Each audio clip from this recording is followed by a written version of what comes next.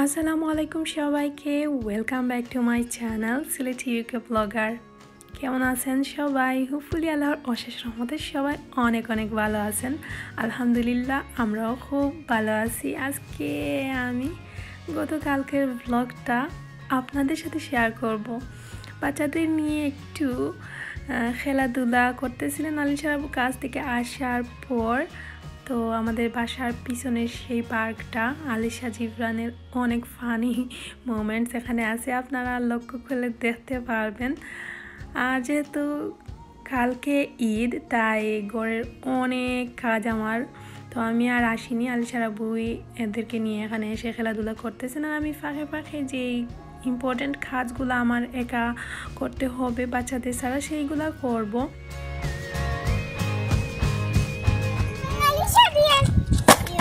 Okay. No.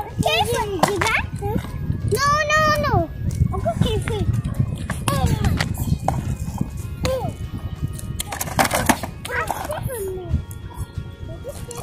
1, 2, 3, go!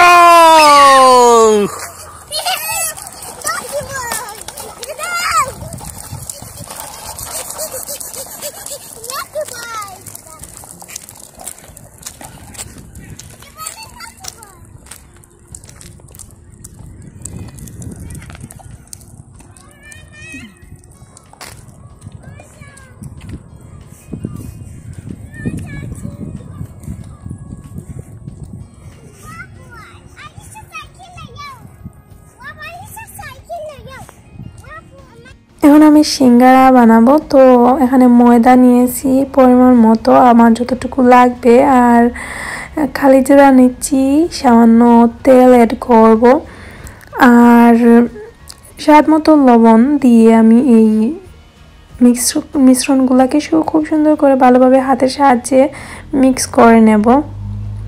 তারপর ঠান্ডা পানি দিয়ে আমি ওইটাকে ডো তৈরি করব। পাশে আলিশা বসে আছে, ও খুব মনোযোগ সহকারে দেখতেছিল আমি কিভাবে তৈরি করি। তো ছোটোবেলার কথা মনে হচ্ছিল মায়ের পাশে বসে বসে ওইভাবে আমিও দেখতাম মা কীভাবে ওই সব রান্না বাড়া বা পিঠা যদি তৈরি করতেন তাহলে কিভাবে তৈরি করেন। তো এই তো ডো তৈরি হয়ে গেছে খুব ভালোভাবে মদে আমি একটা ডো তৈরি করে এখন 20 মিনিটের জন্য ঢেকে রেখে দেব। আর অবশ্যই যারা নতুন আমার চ্যানেলে অবশ্যই আপনারা সাবস্ক্রাইব করতে ভুলবেন না। ঘরের মধ্যে আগে তৈরি করা বাজি ছিল, এখান থেকে আমি ভিতরের পুরটা রেডি করব। আর এই জিনিসটা করার ফলে আমার কাজটা আরও বেশি ইজি হয়ে গেছিলো। এখানে রেস্টুরেন্টের ফ্লেভার আনার জন্য আমি 5 ফোড়ন, একটা তেজপাতা, দারচিনি, এলাচি, সামান্য একটু তেলের সাথে বা একটু হালকা ফ্লেভার আসার জন্য পেঁয়াজকে আমি ভালোভাবে এই যে বেরেস্তার মতো করব না, একটু হাফ কাঁচা থাকবে এই অনুসারে রাখবো। সেই সাথে আমি আদা বাটাও দিয়েছিলাম। এখন পেঁয়াজ বা ওই মশলার মধ্যে যতটুকু লবণ লাগবে অল্প একটু লবণ দেবো, কারণ বাজির মধ্যে অলরেডি লবণ আছে। আর সামান্য একটু জিরে গুঁড়া আর ধনে পাউডার দিয়ে নাড়াচাড়া করব। যেগুলা মশলা আমি দেইনি বাজির মধ্যে ওইগুলো আর কি দিয়ে, তারপর একটু পরিমাণের গরম মশলা দিয়েছি, দিয়ে একটু নাড়াচাড়া করব। বাজিটা অ্যাড করা হয়ে গেছে, এখন আর কোনো কাজ নেই, শুধু একটু পর নাড়াচাড়া করব। আর যেহেতু বাজিটা অলরেডি সিদ্ধ তাই আমার এত সময় নিয়ে কাজটা করা লাগবে না, জাস্ট ভিতরে একটু ফ্লেভার আসার জন্য স্লো হিটে কিছুক্ষণের জন্য ডেকে আমি রেখে দেব যাতে ভিতরে ফ্লেভারটা চলে আসে। আর কি বলবো, অসম্ভব মজা হয়েছিল সেই ভিতরের পুরটা, মনে হচ্ছিল রেস্টুরেন্টের যে আমরা কিনে দেশে খাই যেরকম সিঙ্গারা সেই রকম একটা ফ্লেভার আসছে। 10 মিনিট পর আমি চুলা থেকে নামিয়ে ফেলেছি, আর এখন একটা বাটির মধ্যে নিচ্ছি। আর খুব সুন্দর একটা ফ্লেভার আসছিল, মনে হচ্ছিল ওই সময় বাজিটাই খেয়ে ফেলি, এইরকম একটা ফ্লেভার। তো এখন আমি আস্তে আস্তে সব সিঙ্গারা তৈরি করব। তো সিঙ্গারার ডো রেডি হয়ে গেছে, আর এই তো আপনাদের একটু দেখাই কিভাবে হয়েছে এই ডোটা। আর সবাই কম বেশি আমরা এই কাজগুলো পারি, তারপরও আমি যেহেতু করতেছি তাই আপনাদের সাথে শেয়ার করতেছি। তো আমি এখানে আপনারা একটু লক্ষ্য করলে দেখতে পারবেন কিভাবে আমি তৈরি করি। সব এক সাইজের কয়েকটা ডো আমি এখানে রেডি করে রাখতেছি। আর এই সিঙ্গারা সমোসা ওইসব বানাতে আমার খুব পছন্দ, আমি খুব এনজয় করে তৈরি করি। তো প্রত্যেকটা কাজই যখন এনজয় করে করি তখন সেই কাজগুলো ইজি হয়ে যায় আর খুবই তাড়াহুড়া করে সবগুলা মানে খুব সুন্দর করে হয়ে যায়।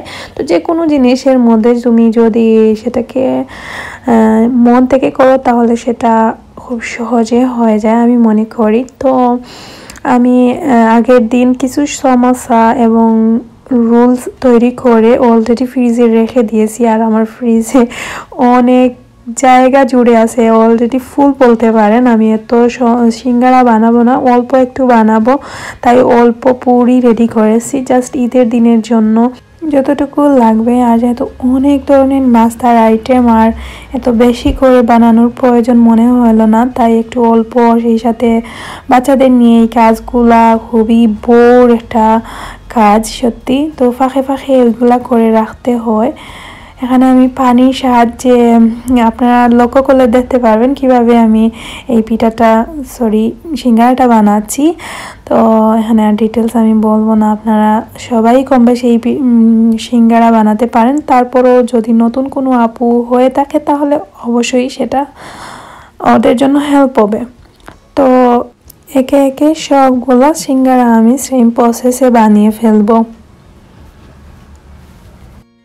ঈদের মাত্র একদিন বাকি, তো আমি জানি সবাই কম বেশ ঈদের যে আমেজটা সবার ঘরে চলে আসছে, তাই সবকিছু রেডি করে রেখে দিয়েছেন।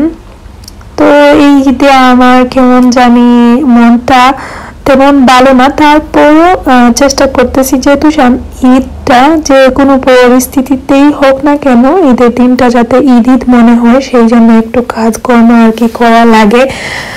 তো বাংলাদেশের অবস্থাটা কিন্তু খুব ভালো না, বিশেষ করে ঢাকা অঞ্চলে বা অনেক অঞ্চলগুলোতে পানি বন্দী হয়ে আছেন অনেক মানুষ।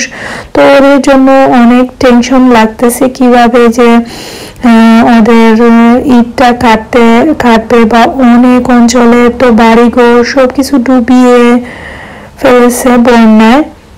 তো খুব খারাপ লাগতেছে, আল্লাহর কাছে দোয়া করি যাতে খুব তাড়াতাড়ি এই বন্যা পরিস্থিতিটা কন্ট্রোল করেন। আর ওদের অনেকের ঘরে খাবার নেই, অনেক দুঃসহ অবস্থা দেখে মনটা ভীষণ খারাপ। তো আমি এই তো বানিয়ে ফেললাম সিঙ্গারা। আপনারা সবাই দোয়া করবেন যাতে আমাদের দেশে এই পরিস্থিতিটা খুব তাড়াতাড়ি শেষ হয়ে যায়। আর 2020 সাল যেন বিষে বিষে ভরা, একটার পর একটা আল্লাহর গজব কি জানি না, কেমন জানি হচ্ছে আমাদের সাথে।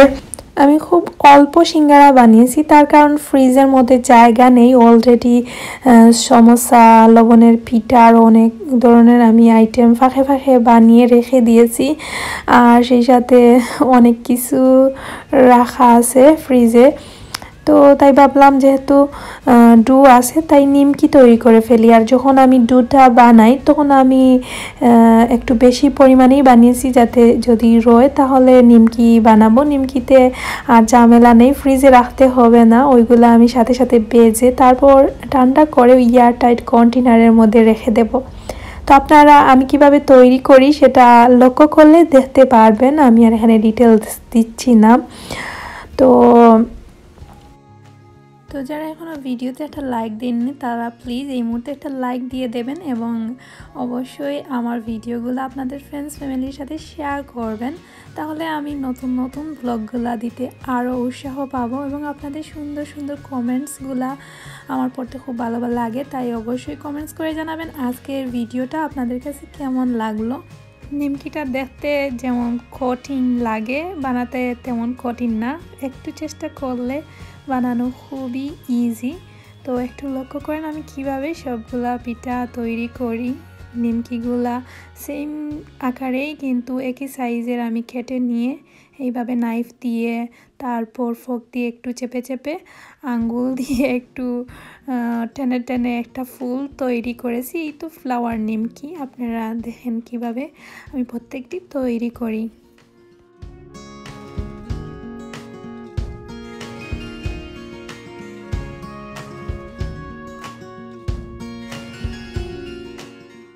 একে একে আমি প্রত্যেকটা নিমকি এইভাবে তৈরি করতেছি, আর এইভাবে তৈরি করলে খুব সুন্দর লাগে দেখতে। আমি তো এই নিমকিটা খুব পছন্দ করি, আলিশার আব্বুও।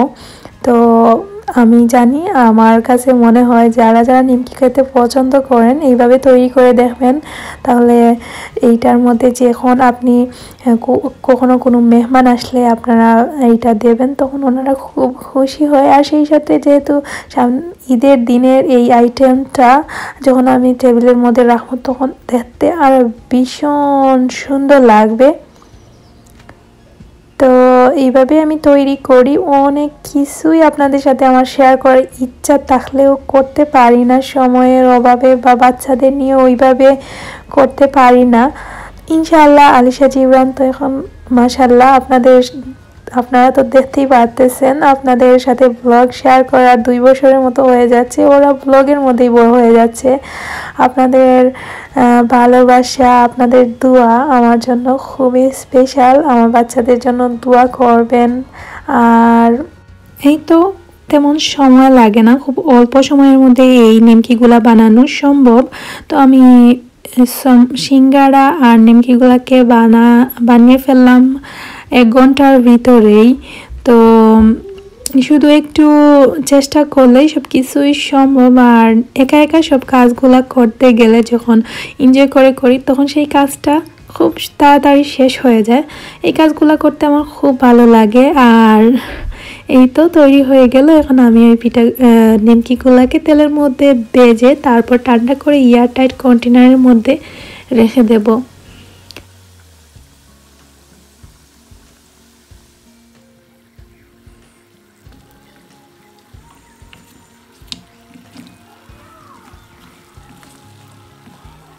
নিমকিগুলাকে খুব লাল করে আমি ভেজে এই তো একটা প্লেটের মধ্যে তুলে রাখলাম আর অপেক্ষা করব ঠান্ডা হওয়ার জন্য। আর নিমকিগুলা কিন্তু খুব মুসমুসে হয়েছে আর খেতেও খুবই সুস্বাদু। আমি তো আবার আপনাদের সবাইকে ঈদের অগ্রিম শুভেচ্ছা। আর সবার ঈদ যেন খুব সুন্দর এবং ভালোভাবে কাটে, এই দোয়াই রইল। আর আজকে আর কিছু আপনাদের সাথে শেয়ার করলাম না। আলিশার আব্বু এই তো ওনার গাড়ি ক্লিন করিয়ে আনছিলেন ওই যে শপে থেকে। তো ওনারা ক্লিন করতেছিলেন আর উনি পাশে থেকে রেকর্ড করেছেন। তো আজকের ব্লগ এতটুকুই। সবাই এতক্ষণ আমার সঙ্গে থাকার জন্য অসংখ্য অসংখ্য ধন্যবাদ।